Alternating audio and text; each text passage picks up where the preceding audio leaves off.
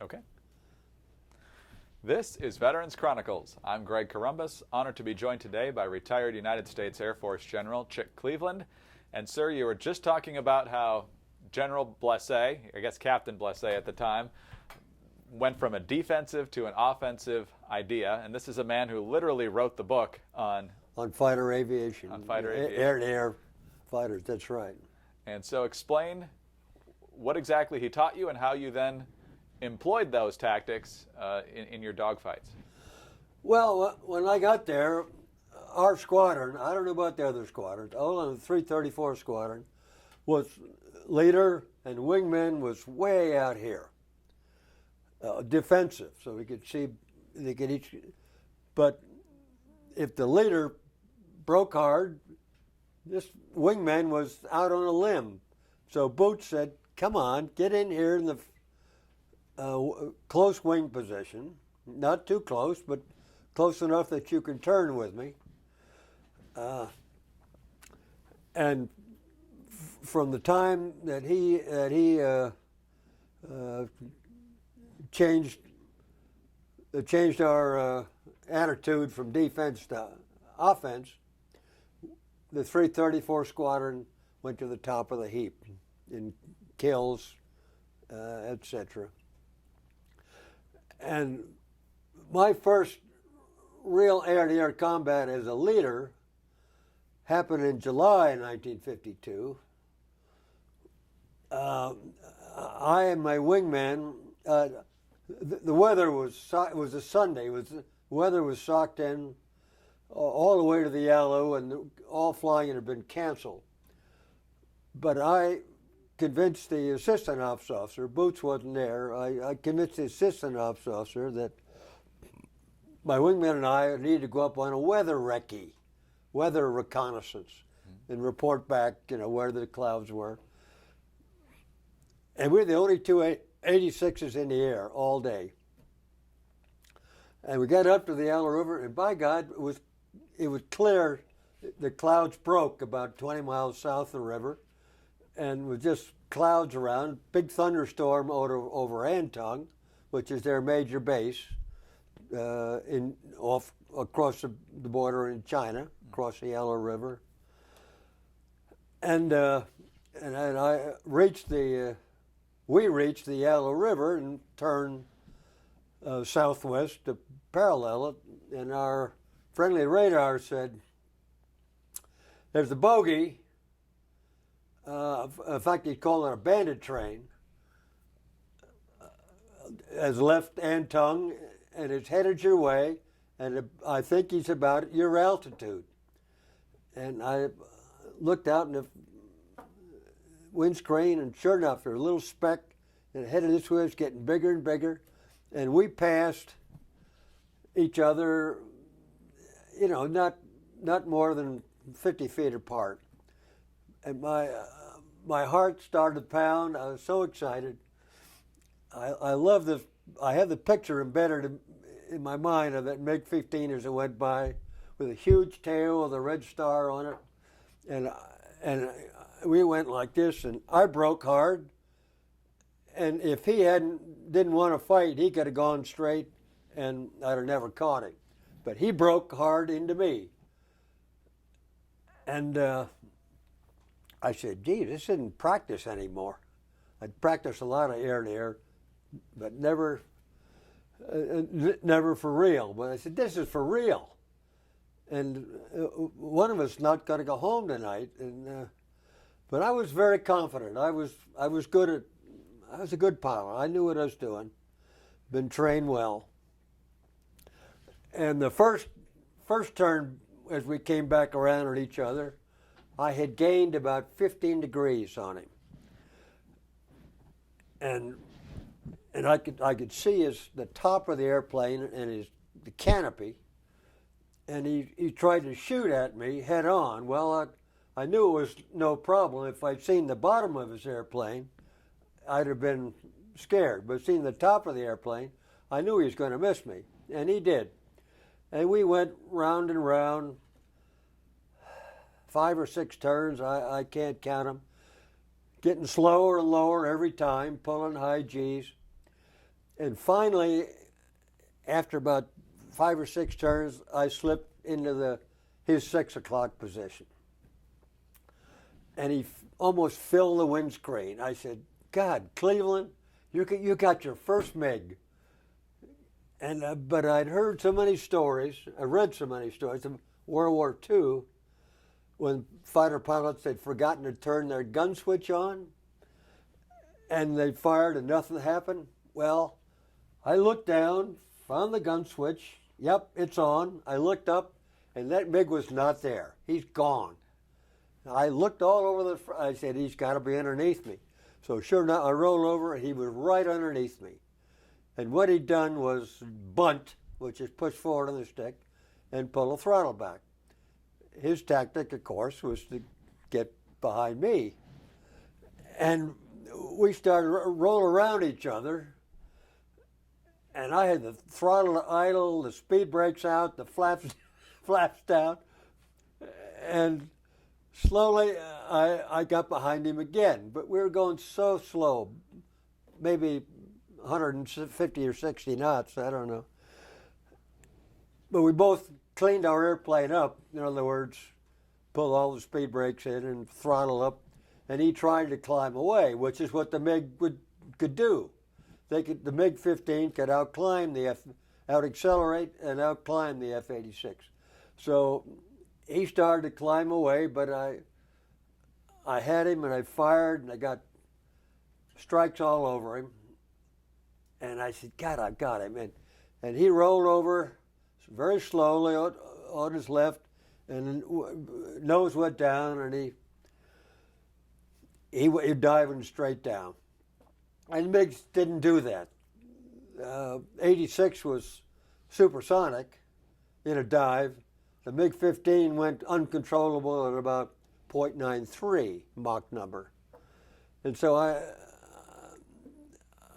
knew he wasn't trying to escape. If he wanted to escape, he'd have been climbing. And so we followed him down. I had a wingman, by the way, stayed with me the whole time. I loved him, Red Dog Hager. And we followed the MiG down, but he disappeared into a cloud deck, which is right off the thunderstorm, which is over Antung. And he was going straight down at whatever limiting Mach he was at, 9.3 or 4, and he disappeared. And I couldn't follow him, I didn't know it was underneath there, so we pulled up. But I found a hole in the clouds a couple of miles away and let down through it and looked back where we were, and I was fully expecting to see the crash site. But I didn't. And there were hills and was raining around, and I just didn't want to risk it. So we came home, and I claimed a probable. Now, later, my first confirmed victory happened in August of 1952, when my wingman and I went up to the Yellow River, and it was clear, and I looked down on Antung, their biggest field. There were 4 fields there, but Antung was the biggest one, full of MiGs on the ramp. And I looked down, and there's a flight of 4 MiGs in the traffic pattern landing. One's on final, one's on base, one's on downwind, and one is about to turn downwind. And I'm at 35,000 feet. It takes time to get down. So I had my eye on that number 4 man. And 1, 2, and 3 landed, and 4 turned final, and we came screaming down and back to the southwest. They were landing to the southwest. And I caught up with this MiG just before the overrun of the runway and fired. And geez, I was going 550 and he was going 150. And my aim was a little off. But I got a couple of strikes on him. but he landed okay. He may have changed his shorts, but he got down safely. So but the anti-aircraft that the Russians had put alongside each end of the runway fired at us, and they were red golf balls, black explosions. Something our fighter bomber pilots saw a lot more than we did. But my wingman said, "Red lead, I'm hit. I'm going in." I looked at him, and he was still flying. I said, "Break left. Let's get back down to the deck." And we did. Headed south. Flew down the main strait of Seneweju, and then Weju. One on the north side of the river, one on the south side of the river. And we checked each other over. Neither one of us had a scratch. And so we were going about, a VMAX at that point, and we pulled back up around to the right over the LSE, back toward Antung, climbing all the time.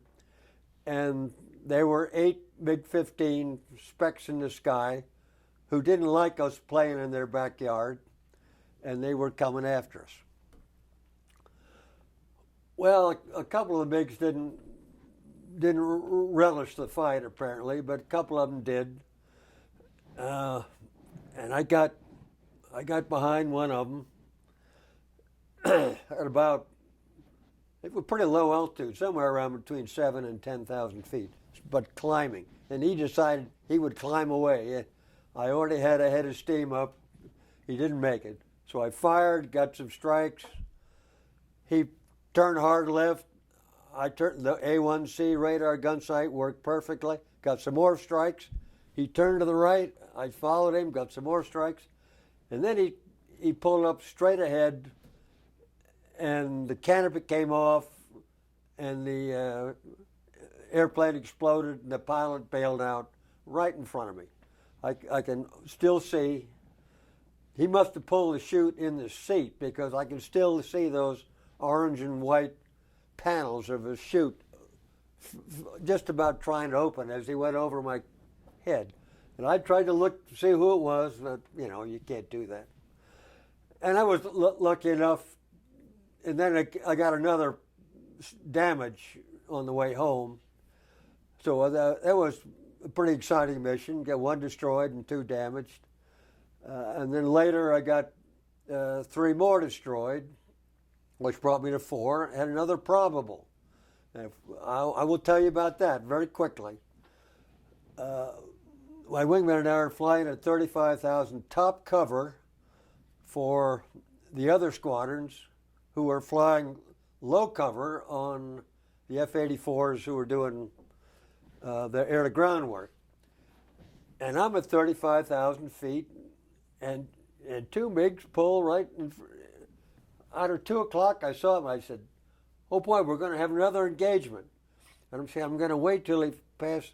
And he just kept going, just kept flying. I knew he saw me. He had to see me. But I knew if I'd pulled it real hard and a lot of G's, I'd have lost all airspeed and wouldn't have caught him. So I pulled way out to the right and slowly moved back in here. It's still about 2,500 feet back, that's too far for me. And I knew that 86 had about a 4 or 5 knot advantage over the MiG-15, straight and level flight, full power. So I knew I'd gain on him if given enough time. And I did. I started to gain. And my wingman, Don Pasco, was still alive out in California. He said, "We got 2 MiGs coming down from 50,000 feet, and they're gaining on us," because we were straight and level and they were diving. And I said, "Well, Don, when you want to call the break, you call it." But I got within 1,800 feet or so, and I said, "Okay, I got to shoot now." And I fired, and I saw the tracers, and they were going underneath the MiG. So I raised the tail, or raised the Pipper up above the tail, fired again, and got immediate strikes and immediate smoke coming out. And he started to descend, which the MiGs didn't do. They climbed. And I was just getting there to have another last burst, and Don said, "Ridley, I can't wait any longer. Those MiGs behind us are in firing range."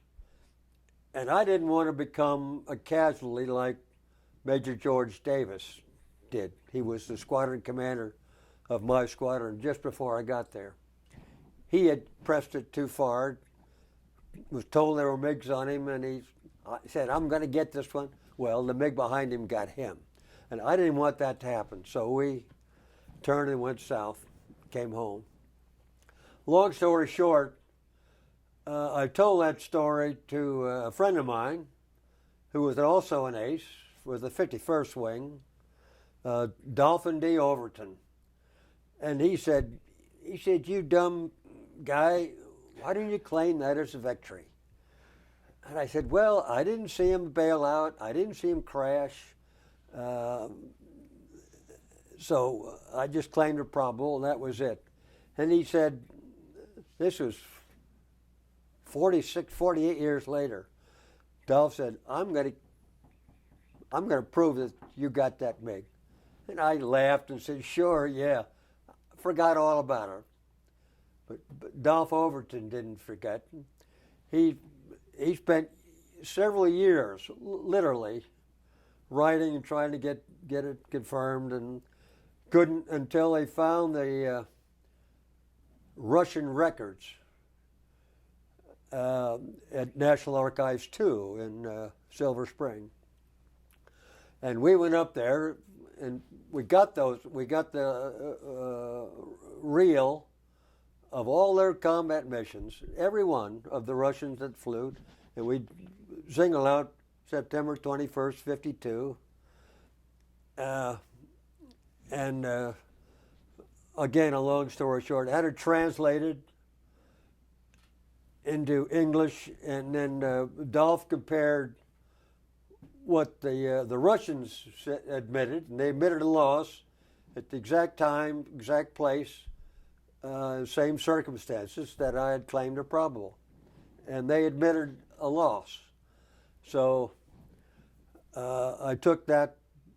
Dolph said, "That's all I can do. What can you do to help?" I said, "Well, I know the Air Force Board for the Correction of Military Records." And so I said, "Send all your stuff you got, Dolph." And he sent me 2 cardboard boxes full of maps and reports and weather maps and letters back and forth. So I put together a package, and we went in front of the BCMR, Board for the Correction of Military Records, and they said, "Yeah, that should have been confirmed." So in 2008, January, I went up there in 2007 to the board. But in January 2008, I got a call. "The board has confirmed your victory." It was pretty hard to believe after all those years.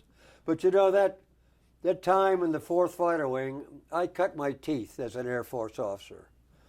I was fortunate to get in just as we were converting to the jet, from props to jets. And my whole career was in jets. And I stayed in the cockpit for 13 years total, and then I got other jobs. One of which I couldn't believe that the Army wanted an Air Force lieutenant colonel to be the executive assistant to General Westmoreland, the commander of American troops. And my predecessor, who was a colonel named Ken Tallman, was leaving, and I got called to TAC headquarters and said, "We've checked your record, and we want you to be that." And I said, "Oh, geez." And he said, "I'll give you 24 hours to talk over it with your wife." And I said, I don't need 24 hours, sir. I understand what an opportunity this is, and I accepted on the spot. So I went to Vietnam for a year and spent the toughest year in the service as in General Westmoreland's service. Great man, as far as I'm concerned. When he was out of country, he went back to visit the States. I didn't go with him. I stayed in Vietnam. I got to fly about 11 missions, some in the F-4, some in the A-1E Sky Raider with the Vietnamese Air Force, and a couple with the Ford air controller airplanes. So I got my taste of the Vietnam Air War, but it was only a taste. All my friends were flying 105s and F-4s up north the river. Westmoreland would not let me fly north the river. Says, you know too much. So after I got out of that, I did other things and was a project officer for the F-111, the TFX at the time, at Wright-Patterson Air Force Base. And from there, back to England, and back to the 31st Wing. The 81st Wing. And I'd been the F-101 project officer earlier, so when I got there, I was sort of the head guy as a major. I set up a ground school for everybody and taught them all about the 101. And I was the first pilot in the Air Force to log 1,000 hours in the F-101, single seat, twin engine. Well, I got a cup to prove it. And from there, went to 3rd Air Force headquarters, and from there to the 20th Fighter Wing as vice commander. I'd been promoted to colonel by then, and that was a great assignment. I wanted to be a fighter wing commander. I never made it. I was a vice commander, and then I got from there I got asked to go to training command, and our commander was a World War II veteran, and he knew that I had good combat experience, and he gave me the biggest wing in training command, which was the Navigator Training Wing, of all things, at Mather Air Force Base in California. And I'd already been through some racial troubles when I was in England. And when I got to Mather Air Force Base at Sacramento, the first night I was there, my wife and I were there, my kids, and I was in civilian clothes because my uniforms hadn't arrived yet. No, that's wrong. My uniforms had arrived, but I hadn't put them on. And there, somebody came running into where we were having dinner and said, "There's a race riot going on at the NCO club." And I'm the new commander, and then the other guy had left.